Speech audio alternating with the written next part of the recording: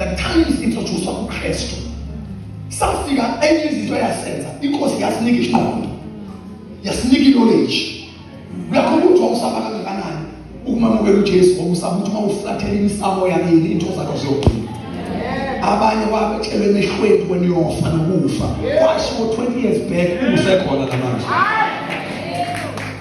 yazi ukukhathalishwa ungazi isithi siyakhathalishwa uphela islave mawungazi uthi akekho umuntu wayeka idlozi wasurvive ngekuyeka abakili njengoba sinject nasaphila ngabo sisindiswa ibona njengoba sinject ibona basisurvive isimo ngekuyeka abadala and become an ordinary person yiyo lento ekwenza noma ufuna ukuphakamisa isandla umusehlisi silapha uJesu yasindisa ucaba ukuphakamisa ivele nemessage ethi hey mhlawumbe nabakithi ngiyazi emfundisweni uthi uma ususindisiwe uyahlukana namadlozi abayiqiniso lamaphela and ukuthi uma ungene kahle kuJesu uyawaflathela ama-altars amanye uma noJesu yedwa nje inkosi.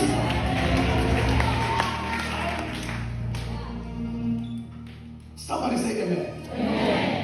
Not defend manje by the way, I'm sure ukuthi around gate umuntu osindisiwe uyahlukana namadlozi. That's why I cannot compromise. Ngicela umambeka ngakho umuntu okholwa nosindisiwe akabe sahlangana nabafileyo. Akabakhonza abantu abafile. Akayikhonza imsamo. Akakhothamba abantu uNkulunkulu. Ngisho sindisiwe wahlangana noJesu. Amazo basindisiwe akakhulumela. Ngoba kasindisiwe ngisho sindisiwe mega wasindiswa uyahlukana namadlozi. Usindisiwe. Amazo basindisiwe.